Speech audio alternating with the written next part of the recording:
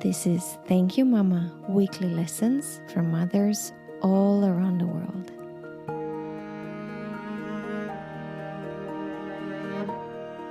Hi and welcome to Thank You Mama. My name is Anna Tyder. My guest today is Andrea Grant. And Andrea is a poet, a storyteller, and she's taking Native American myths and modernizing them in her work.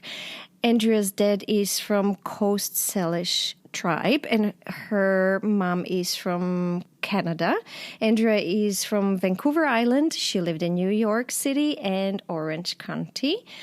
And she is the author of Minx, which I'm very excited about, a graphic novel featuring an indigenous female superhero. And Andrea also published a book of poetry called The Pinup Poet. Hi, Andrea, and welcome. Hi, Anna. Thanks for having me. You're welcome. Thank you for being my guest. This all sounds really amazing. Can you tell me more about your work? All right. Well, my work is deeply influenced by my Native American heritage, and my passion is weaving together traditional Coast Salish legends and classic fairy tales, which are influenced with a multicultural and feminist point of view. And so I call this blended point of view as being the perspective of a modern Native. And so Minx has always been my passion project. It's based in our modern times and features an indigenous female superhero, as you said, but there's a humanity to her. It's not like the Marvel superheroes that don't really have layers. So basically, she develops this power to move between the parallel dimensions of what's called dream time, which is where natives believe that you go into another dimension when you are sleeping and dreaming, and then the waking reality in New York City. And she's usually surrounded by a pack of white spirit wolves. And of course, there's, she's fighting villains in dream time, being trained as a warrior. And then it's sort of thinking like the idea if you have these epic dreams and you wake up and you've got bruises from fighting, and there's evidence that you've been in another world. But, she's relatable because sometimes she's annoyed by her power or she doesn't really know where her direction should be. And so, of course, there's different characters that will guide her and support her. And I love it how she looks like you. That's fun. Yes. I started doing early renditions of Minx as early as 2006 and going to Comic-Con with just my little books that were not as good as they are now because, I didn't know very many illustrators back then. And, but I would just go there and talk to people and people were really excited about it. And I was doing the idea of, before all this cosplay and things like that, like I was ahead of the curve with, wouldn't it be cool if these characters exist in real life, so I brought my friends into it. I had a contest at a book launch where it was like a raffle and the winning prize was that you could die in the Minx book. It's funny. Which is really funny. And wait, would you dress up like her? Would you cosplay your own character? To some degree, because I wanted to be taken seriously. Yeah. At that time, it was very much a boys' club when I started. And the boys were like jealous, like, who does this girl think she is with her tiny little book? This beautiful girl with a tiny little book. Well, thank you. And it just sort of evolved from there. So, I would dress up, all black, put a corset on, dress up somewhat. But I did always have like her jewelry, like the power amulet and things like that, just so people could get that it was my alter ego. Okay, now I let you go to the book of poetry. Okay. Well, The Pinup Poet is an interesting project because I worked with a lot of different photographers to capture images. I'm very inspired by Cindy Sherman. And her self-portraits and her ability to transform.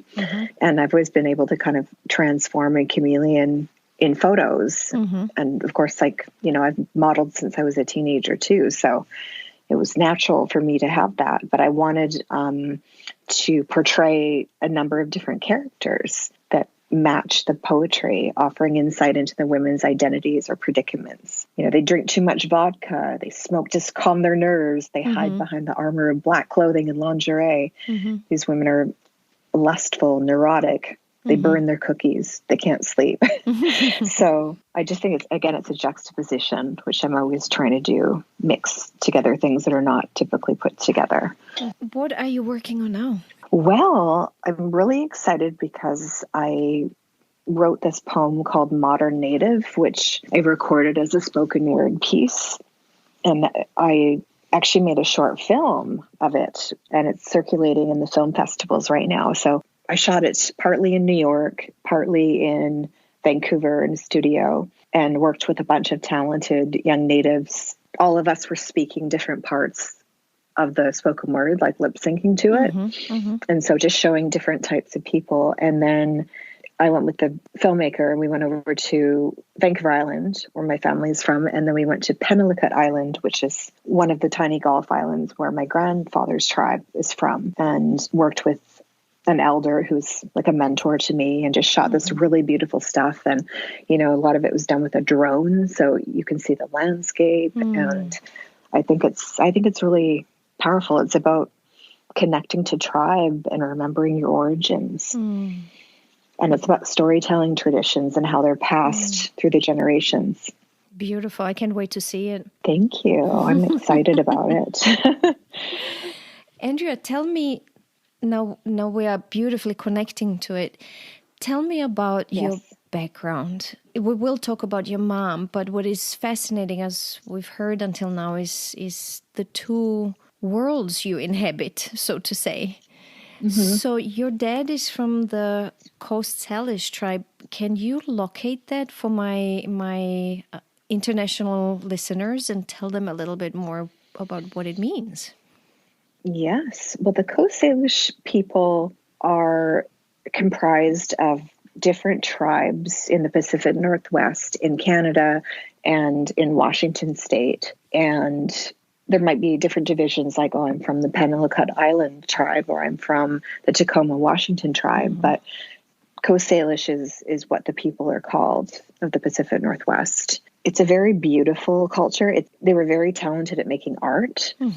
So there's just a lot of amazing artists, and often doing like a crest kind of shape and juxtaposing animals and humans within a circle. So, you'd have like a raven and then a figure of a person kind of. And then, of course, the totem poles are... It's amazing how modern and graphic this art looks. Yes. And it's interesting to see how some of this generation of artists are taking the classical art, but putting their own spin on it. I'm about to launch a book called Killer Whale Wolf and the Isle of Women. And I worked with an amazing artist from Tacoma named Sean Peterson. I wrote these stories and, again, put a modern take on some classic Native myths, Coast Salish myths. And he produced these like beautiful illustrations that are just really powerful. So it's going to be kind of like a storybook, where there's an illustration every few pages. But I'm really excited about that just because, I've got a supernatural element that goes through a lot of these stories, but they're about like sisters having an experience, or, a daughter relating to her father because they connect over a myth. So I weave a story within a story, to bring in, to retain some of the tradition. I hope it inspires future generations. I'd really love to somehow connect to Native youth, because there's a lot of depression and despair. I think growing up on a reservation is not easy. And then they're carrying around the pain of their ancestors. So there's a, high rate of suicide and things like that. So I just really want to get out there and make sure I'm empowering people to tell their own stories. Andrea, why is growing up in a reservation not easy? I think it's very poor. I did not grow up on a reservation. I grew up, middle class. I grew up white, if you will. But I think the reservations, the people are poor. Obviously a lot of their land has been stolen, and then the government creates an area that says, this is your reservation. And build some cheap houses that sort of fall apart, and they kind of isolate them from the rest of society in a way. So, they're in their own community. And I think there's just, there's a lot of problems with addiction, drugs, and alcohol. Like, we know that natives historically, like, have gotten into trouble with trading, goods for alcohol back in early days of settlers. And, I think it's just, they don't have a lot of hope and are carrying around great pain. Yeah. Yep. Inherited pain. Yeah. Let's talk about your mama. Where is she from and how did they meet? My parents? Okay. Well, my mother has a British heritage. So her father was Irish English and her mother was Welsh. So she's very Celtic, very pale. My grandfather was a very high level in the military in World War II. He was part of the Grenadier Guards, and they were skilled fighters. And he was also one of the Queen's Guards at Buckingham Palace. So he was very proud of his awards. And he met my grandmother. He actually was shot in the stomach and wounded, and she was a nurse. And he fell in love with her in the hospital when she was nursing him. So they got married, and then they decided to move to Canada because, there were a lot of opportunities and just build a new life. And so my mother grew up in North Vancouver, which is a really nice area of Vancouver. And she had a difficult relationship with her mother, though. Her mother was very mean to her. And I think just, she had a lot of psychological issues after the war. Like, I think it takes, we don't know how it felt for them to go through this. We have no idea, especially being a nurse in the war. Did she have siblings? She had a brother. They don't speak anymore. So my mother, I guess, was always searching for religion and trying to figure out how to get out of her house and away from her family. And so she joined the Jehovah's Witnesses, which I don't want to disrespect any family friends that are still in that religion, but I grew up in it and I believe it's a cult. Can we say a little bit about it just for, again, international listeners who maybe don't know? Yes. The Jehovah's Witness faith is very dystopian. There's a lot of brainwashing techniques. There's a lot of rules. Basically, you're not allowed to do anything. It pressures people into young marriages and, it's a very corrupt organization. Yeah. It's Christian. Yeah. It's Christian, but they think that they have the true religion like all religions do. Okay. Yes. Good. So she moved to Montreal and she got really into the church, and they make you do the knocking door to door, which is just so embarrassing when you're a kid. I had to do it with the magazines, peddling the brainwashing. And then she met my father there, and he'd gone into that church because his mother joined, and he was sort of the good son. And he worked at the headquarters where they print their literature, and it's considered an honor to go there. It's called Bethel. But basically they just are getting free labor to make their books and magazines and let you live there. But anyways, they met and fell in love in Montreal. And I think they got married quite quickly, like I think within a year of knowing each other. And she just thought he was handsome. My dad used to look like Elvis kind of when he was young.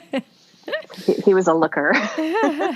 And she kind of looked like a bit like Joni Mitchell or Mary Tyler Moore, so I don't know. And she really wanted to have a family. So I was born like a year after their marriage began, and I grew up in that Jehovah's Witness religion. So that meant I had to go to church. They make you go like 3 times a week for 2 hours each. And they make you do the door knocking. And it's just like every day you're supposed to be concentrating on it. And it's just was never really my thing. But again, I was trying to be obedient. Do you attend normal schools or do you have to go in their schools? Yeah, they don't have schools. So Okay. Okay. we did attend normal Okay. schools. Okay. So at least I had interaction with Yes. kids that weren't in it. And I had good friends that were my age that were in it. And we just we didn't talk about it. You know, we'd play, and then we were teenagers, and we would talk about boys and music and other things. It wasn't, we never talk about the Bible. So I suppose too, my parents they weren't like fanatical about it. They were just sort of, we would miss a lot of church. I would fake sick a lot and be like, oh, I can't go. I've got a migraine, you know? And so that was sort of the routine. And then eventually it took me a while before I had the courage to leave, because they punish people with excommunication. And then, of course, you know, I've got close family friends that are still in it. Which means you're not allowed to be in touch with people who are in it. Okay, so you basically lose your family and your friends. Exactly. And so, you know, I was about like 20, you know, my early 20s before I could get out of it. And, you know, I was pressured into a young marriage that was a terrible marriage. Oh, how old were you? Because it was my first boyfriend when I was 17, and I got married around I was just 20 years old when I got married, and it was just disappointing. And he was just lazy, didn't want to work, you know, just all this stuff. And when you're a teenager, you're trying to you know, learn how to be a grown up and be responsible. And I just hit a point where I couldn't stand it anymore. I thought I was going to die. I was going to kill myself or something if I had to stay in that marriage. And so I left. I had to go into hiding. Oh, wow. I ended up moving in with a girl that I'd gone to college with, who I was friends with. And, you know, I had a pager at the time, not a cell phone. So I just basically disappeared so that they couldn't come after me. They tried to get me to sign confessions that I was an adulteress and stuff that wasn't true. And I was just like, you know, don't bother me. I'm moving on with my life. So going through that, you know, it was a very intense.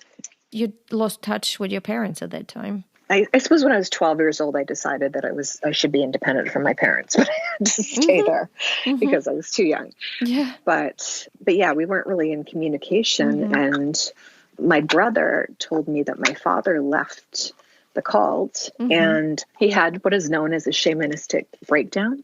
Joseph Campbell, the mythology expert, talks a lot about that, how, you know, you almost have a spiritual awakening. So my father started seeing, like, you know, natives believe like we have ancestors, there's different dimensions occurring. We see spirits sometimes. And my father was starting to see spirits, and the Jehovah's Witness religion teaches that that's satanic. So he would pray, like, please God, make this go away. And then it only came on more.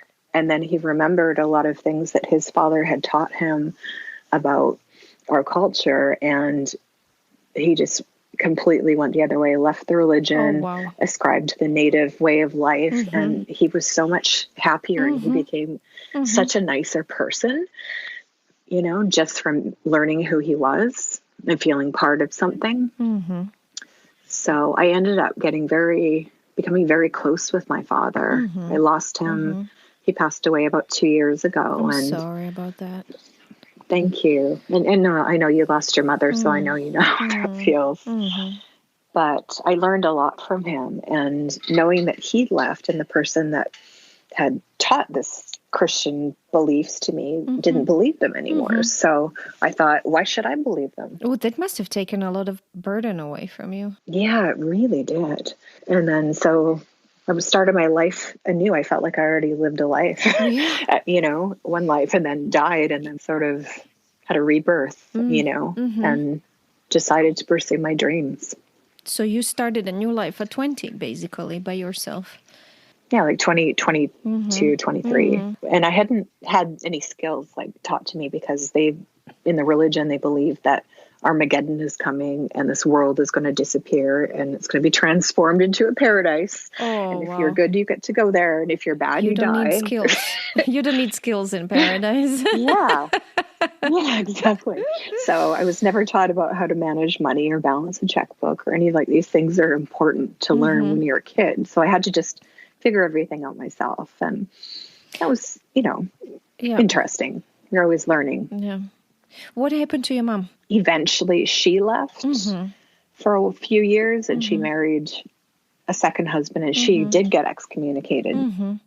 She seemed to be happy to celebrate Christmas and do all these things. And then her second husband died, and she went right back in it. Oh, did and she did. And I find that I think she just needed a social life and that interaction. I think she was like a bit lonely, and, and that really angered me when she went back in, because I thought, like, why would you do that?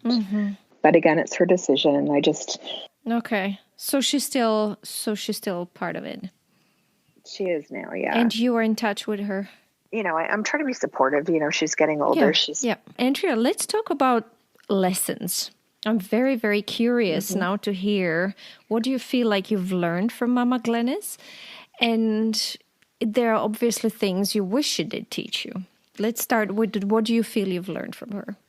Okay. Well, she was very feminine. She loved clothes. She loved makeup. She loved getting her hair done, doing her nails. So those beauty rituals and style, I learned a lot from her. And she was very nice in that, we're all awkward when we're teenagers, and she would take me shopping and buy me nice clothes and wanted me to feel fashionable at school. And the funny thing is, even when I was a kid, I only wanted the clothes to come in black. And the sales ladies would be horrified. My mother would say, she'll only wear it if it's black. I love it. Are you the only girl in California now who wears black? Yes, I am. And I do have some colored pieces, but I feel like a clown when I wear them. It doesn't feel natural. That's funny. I moved to California with a suitcase full of black clothes, and they disappeared quickly.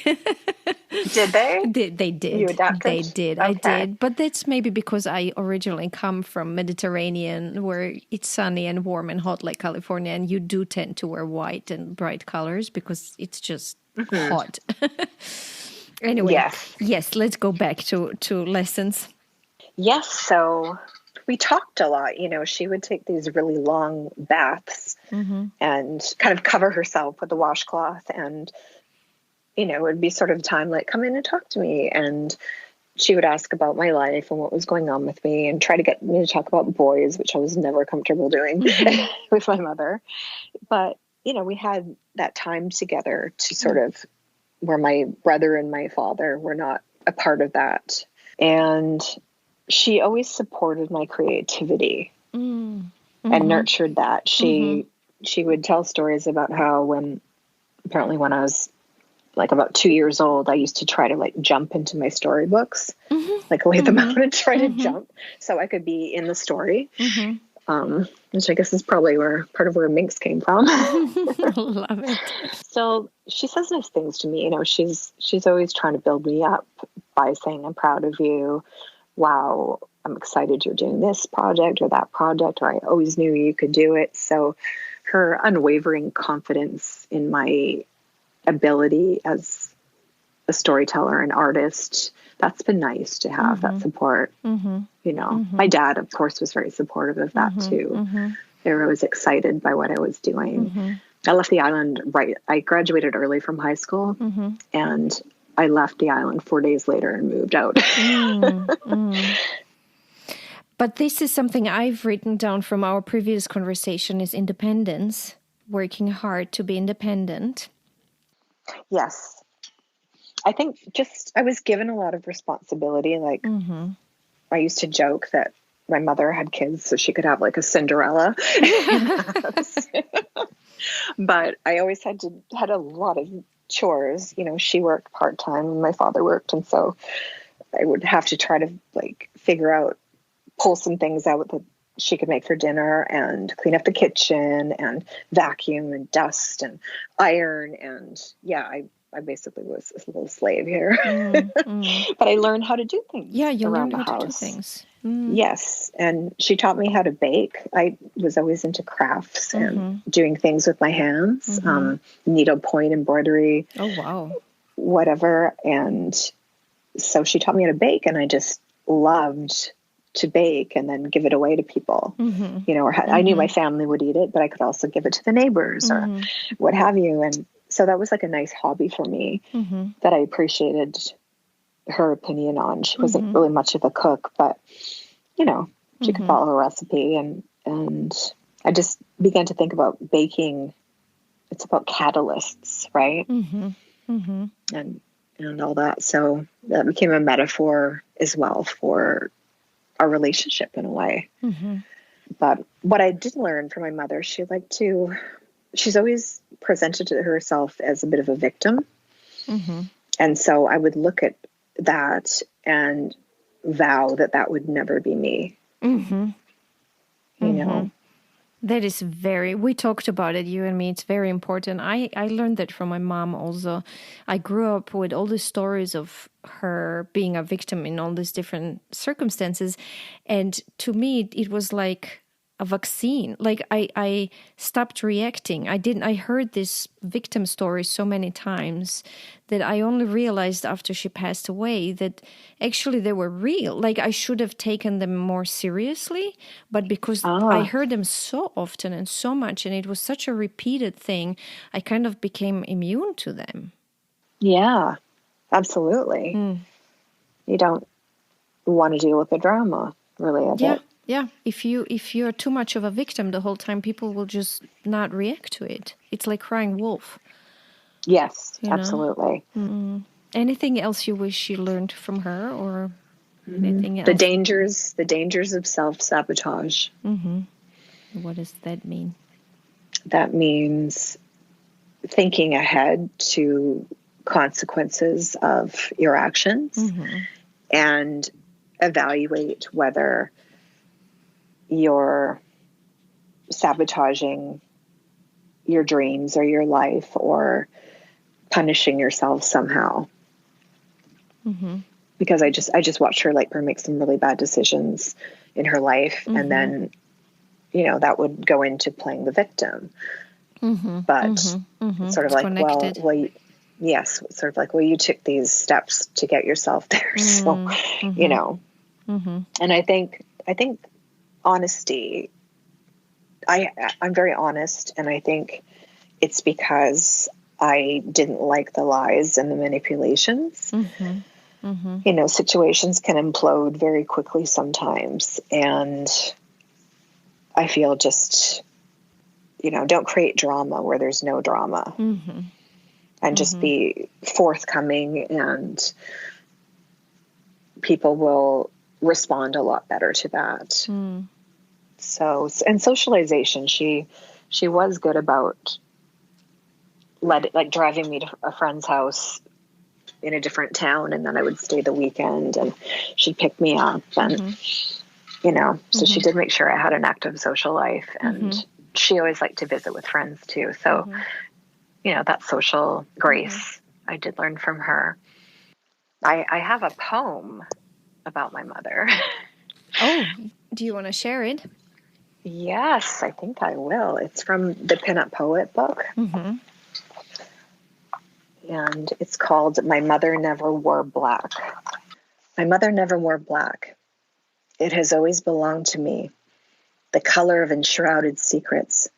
I will never tell my mother about my men, the texture of dark skin, contrast, a room full of mirrors.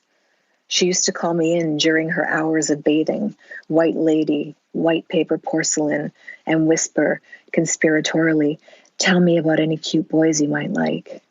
And me, blushing, mortified in the steam of weekend heat, stumbling over denials of romantic longing and keeping my secrets buried in a heart-shaped locket. My body was not yet developed, and I tried not to look, but I knew the shape of my mother's legs, the delicate hands, the pale roundness of breast, and how I came from that body. But would I inherit that body?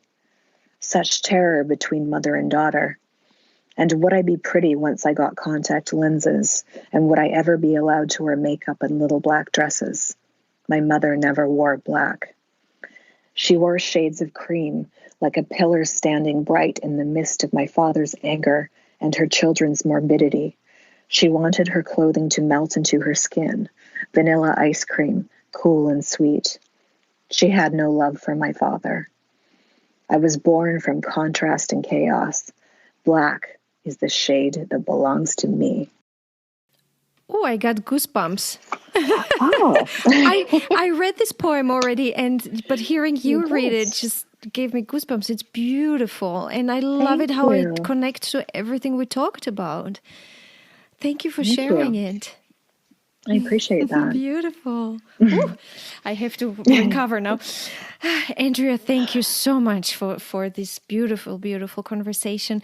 Is there anything you'd like to share? Anything else you'd like to share before we recap?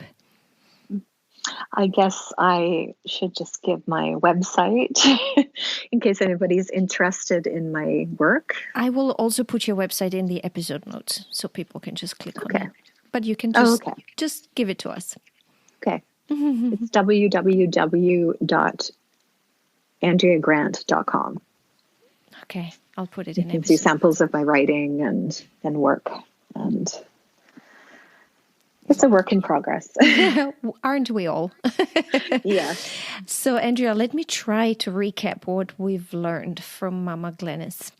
I have written down strength, independence.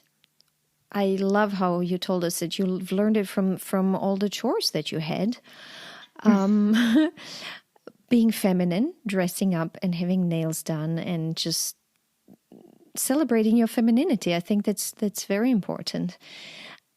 She supported your creativity and just you in general and your independence. I have social grace. And then something she did not teach you was not to be a victim. Honesty.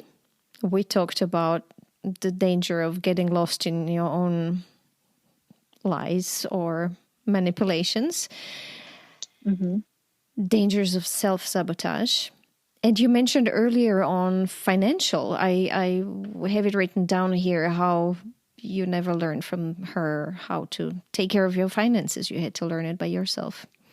Yes. Is there anything I missed? I think that's really it.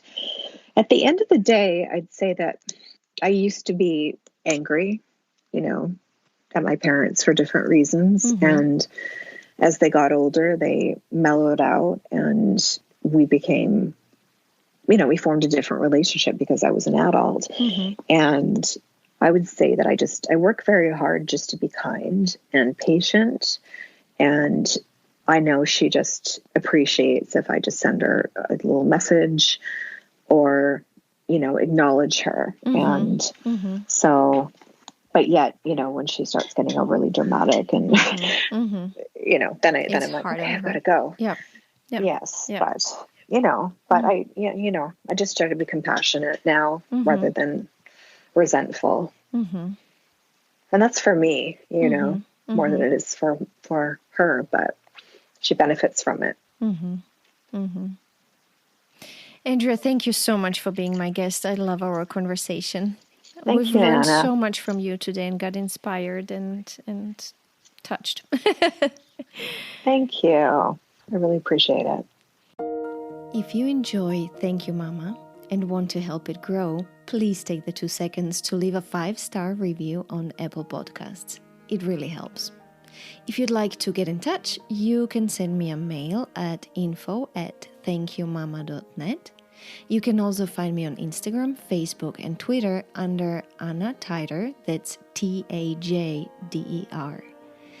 This was Thank You Mama. Come back next week, subscribe, and tell your friends.